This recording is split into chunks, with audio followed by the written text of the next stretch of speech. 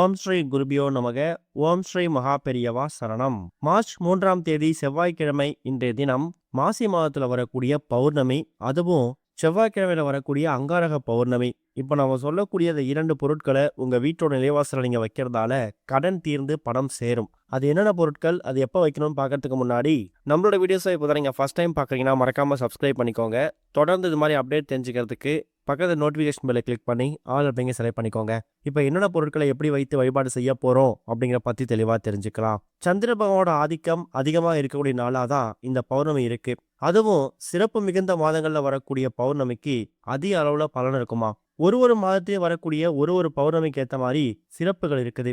எந்த பௌர்ணமியா இருந்தாலும் அன்றைய தினம் நாம சந்திர பகவானையும் மகாலட்சுமி தாயாரையும் கூடவே அன்றைய தினம் வரக்கூடிய அந்த கிழமைக்கான கடவுளையும் சேர்த்து வழிபாடு செய்யும் போது நமக்கு அளவில்லாத செல்வம் கிடைக்கும். அப்படிப்பட்ட ஒரு அற்புதமான வழிபாட்டு முறையை பத்தி தான் இந்த பதிவுல பார்க்க போறோம். பௌர்ணமி அப்படின்னு சொன்னாலே முழு நிலவு பிரகாசமாக தெரியக்கூடிய நாள். அன்றைய தினம் எல்லா இறை சக்தியும் ரொம்ப அதிகமா இருக்குமா. பௌர்ணமி நாட்கள்ல கெட்ட சக்திகளோட ஆதிக்கம் குறைவா இருக்கும். எதிர்மறை ஆற்றலால பௌர்ணமி இரவுல செயல்பட முடியாதாம். நம்ம வீட்டில் இருக்கக்கூடிய யாருக்காவது கந்திஷ்டி பிரச்சனை இருக்கு, ஏவல் பில்லி சூனியம் செய்வினை இது மாதிரி எதிர்மறை விஷயங்கள் வீட்டை சுத்திக்கிட்டு இருக்கு அப்படிங்கும் போது கண்டிப்பா நாம பௌர்ணமியில வழிபாடு செய்யும் போது அது எல்லாமே காலி ஆகிடும். இப்ப உதாரணத்துக்கு இந்த மாசத்துக்கு வரக்கூடிய இந்த மாசி பௌர்ணமி இருக்குல்ல, அது மார்ச் 2ஆம் தேதி திங்கட்கிழமை மாசி மகத்தன்னைக்கு ஆரம்பிச்சிருச்சு. அதாவது நேற்று மாலை சரியா 6:29 ஆரம்பிச்சிருக்கக்கூடிய பௌர்ணமி திதி இன்னைக்கு செவ்வாய்க்கிழமை மாலையில 5:52 வரைக்கும் இருக்கு. நீங்க பௌர்ணமிக்கான வழிபாடு செய்யறது எதுவா இருந்தாலும் தாராளமா இன்னைக்கு நீங்க தாராளமா செய்யலாம். 3 நாள்ற ராகு காலம் இருக்கு, 9:10 யமகண்டம் இருக்கு. இந்த 2 நேரத்தை தவிர்த்துட்டு மற்ற நேரங்கள்ல நீங்க சந்திர பகவானுக்கும் முருகப்பெருமானுக்கும் கூடவே மகாலட்சுமி தாயாருக்கும் வழிபாடு செய்யும் போது எக்கச்சக்கமான மாற்றங்கள் வாழ்க்கையில ஏற்படும். செவ்வாய்க்கிழமைய பொதுவா ருணம் தீர்க்கக்கூடிய ஒரு நாளா பயன்படுத்திப்போம். ருணம்னா என்ன?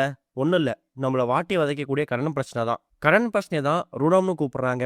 அந்த ருணம் தீர்வதற்கான வழிபாட்டு முறையை செவ்வாய்க்கிழமையில வரக்கூடிய எந்த திதிலையும் நட்சத்திரத்தையும் பண்ணலாம். இப்போ உதாரணத்துக்கு செவ்வாய்க்கிழமையில கிருத்திகை வருது, செவ்வாய்க்கிழமையில சஷ்டி வருது, சதுர்த்தி வருது அப்படின்னா அதை நம்ம ருணம் தீர்க்கக்கூடிய ஒரு நாளாக எடுத்துக்கலாம். அப்படிப்பட்ட ஒரு அற்புதமான நாள் தான் இப்போ நம்ம சொல்லக்கூடிய இந்த ஒரு பௌர்ணமி. பௌர்ணமி திதி நமக்கு செவ்வாய்க்கிழமையில, அதுவும் அங்காரகன்னு அழைக்கப்படக்கூடிய செவ்வாய் பகவானுக்கு உகந்த நாளில் வந்திருக்கிறதுக்கு நாம கொடுத்து வச்சிருக்கணும். நேற்று மாசி மகம் எல்லாமே உங்க வழிபாட்டை முடிச்சிருப்பீங்க.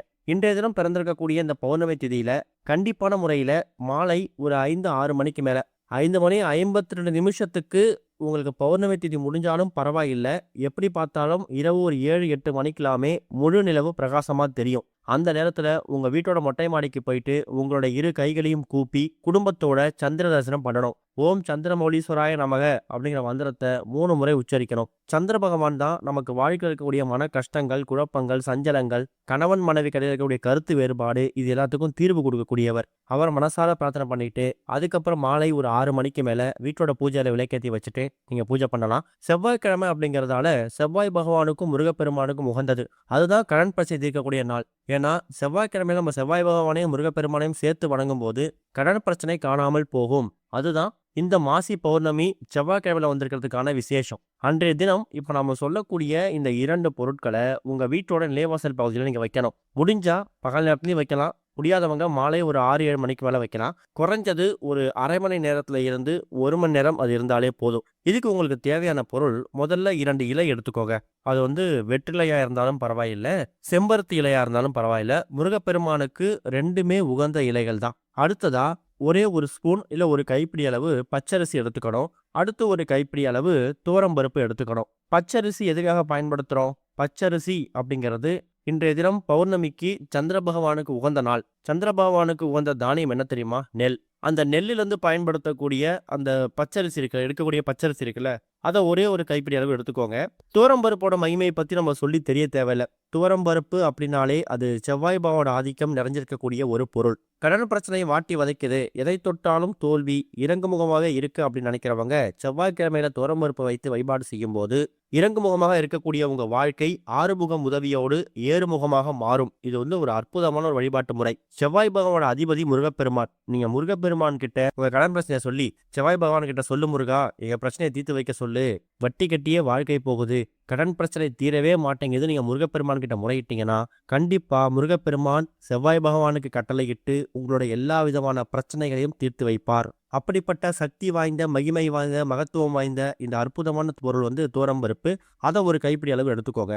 மாலை ஒரு 6, 7 மணிக்கு மேல பண்ணாலும் சரி, இல்ல 9, 10 யமகண்டம், 3, 4:30 ராகு காலம். இந்த 2 நேரத்த தவிர்த்துட்டு மற்ற நேரத்துல பண்ணாலும் சரி. தயார் செய்து வைத்திருக்கக்கூடிய அந்த 2 இலைகள் மீதும் ஒரு கைப்பிடி அளவு துவரம் பருப்பையும், ஒரு கைப்பிடி அளவு பச்சரிசியை வச்சிரணும். அதாவது முதல்ல பூஜை அறை தயார் செஞ்சு வச்சிரணும். அதுக்கப்புறமா பூஜைலாம் பண்ணிட்டு தீபதூபலாம் காமிச்சிடுங்க. சரியா ஒரு 5லேருந்து 10 நிமிஷத்துக்கு அப்புறம் இந்த 2 பொருட்களையும் அந்த இலையோட எடுத்துட்டு போயிட்டு உங்க வீட்டோட நிலைவாசல்ல வைக்கணும். நிலைவாசல்ல வைக்கிறது அப்படிங்கிறது மாலை ஒரு 6, 7 மணிக்கு மேல வைக்கிறது விசேஷம். எப்படி பார்த்தாலும் மாலை 5 மணி 52 நிமிஷத்தோட பௌர்ணமி திதி முடிஞ்சாலும் பரவாயில்ல. முழு நிலவோட வெளிச்சம் உங்க வீட்ல படும். அப்ப என்ன பண்ணுங்கன்னா, அந்த 2 இலைகளையும் துவரம்பருப்பும் அரிசியையும் தனித்தனியா வச்சிருக்கீங்கல்ல, அந்த 2 இலைகளையும் உங்க வீட்டோட நிலைவாசல்ல கொண்டு போய் வைக்கணும். முடிஞ்சா சந்திரனோட வெளிச்சம், அந்த முழு நிலவு பிரகாசமா வெளிச்சம் தெரியுதுல்ல, அந்த வெளிச்சம் அந்த 2 பொருட்கள் மீதும் படுற மாதிரி பார்த்துக்கணும். இது ரொம்ப முக்கியம். சந்திர பகவானோட ஆதிக்கம் அதிகமாக இருக்கக்கூடிய இந்த 2 பொருட்களையும் ஒன்றாக சேரும்போது நமக்கு வாழ்க்கையில மகத்துவம் ஏற்படும். ஒருவேளை உங்க வீட்டோட நிலைவாசல்ல வந்து வைக்கும்போது அந்த நிலவு வெளிச்சம் படல, நாங்க அபார்ட்மெண்ட்ல இருக்கோம், ஃபிளாட்ல இருக்கோம் அப்படிங்கிறவங்க நேரா என்ன பண்ணுங்கன்னா, பூஜையில வச்சு பூஜை பண்ணிட்டு இந்த 2 பொருட்களையும் இலையோட ஒரு தட்டில் வச்சு எடுத்துட்டு போயிட்டு உங்க வீட்டு மொட்டை மாடிக்கு போயிடுங்க. மொட்டை மாடியில முழு நிலவு பிரகாசமா தெரியும். அந்த நிலவு வெளிச்சம் உங்க மேல விழும். அப்ப நீங்க கையில வச்சிருக்கக்கூடிய அந்த துவரம்பருப்பு மேலையும் அந்த பச்சரிசி மேலையும் அந்த நிலவு வெளிச்சம் விழும். அதுக்கப்புறம் சந்திரமௌலீஸ்வராய நமகன்னு ஒரு மந்திரத்தை ஒரு முறை சொல்லிட்டு திரும்ப வீட்டுக்குள்ள எடுத்து வந்து வச்சிடுங்க.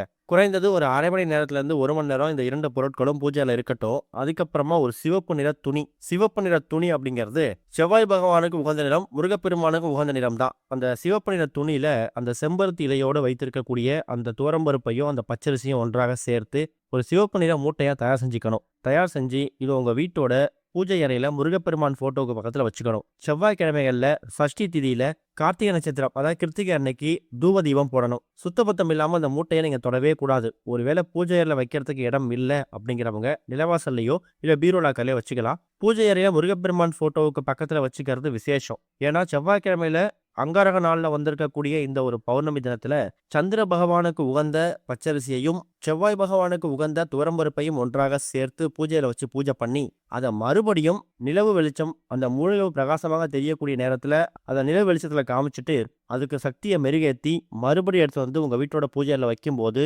அது எக்கச்சக்கமான சக்திகளை மாற்றங்களை உங்க வீட்டுக்குள்ள ஏற்படுத்தும். நெகட்டிவிட்டி எதிர்மறை அப்படிங்கிறதே உங்க வீட்டுக்குள்ள இருக்கவே இருக்காது. கடன் பிரச்சனை தானாக தீரும். இந்த மூட்டையை தயார் செஞ்சு வச்சுட்டா கடன் தீர்ந்துருமா, உழைச்சாதானே காசு அப்படிங்கிற மாதிரி நிறைய பேர் கேட்கலாம். உண்மையாவே அதுக்கு அதுதான் அர்த்தம். சொல்ல போனா நல்லா வேலை பார்ப்பீங்க, சரியா ஊதியம் கைக்கு வராது. அப்படியே வந்தாலும் சில பேருக்கு வீண் விரயம், வீண் செலவு இருக்கலாம், எதிர்பாராத மருத்துவ செலவுகள் ஏற்படலாம். இதெல்லாம் குறைச்சிட்டாலே தாராளமா சேமிப்பு வரும். சேமிப்பு அதிகமாகும் போது இருக்கக்கூடிய கடன் பிரச்சனை தீர்த்துட்டு பணக்காரனா ஆடம்பரமா வாழ்றோமோ இல்லையோ அத்தியாவசியமான எந்த பொருட்களுக்கும் பஞ்சம் இல்லாத நிம்மதியான வாழ்க்கை வாழ முடியும். அதுக்கான வழிவகை இது ஏற்படுத்தும். உழைப்புக்கேற்ற ஊதியம் கிடைக்கும்.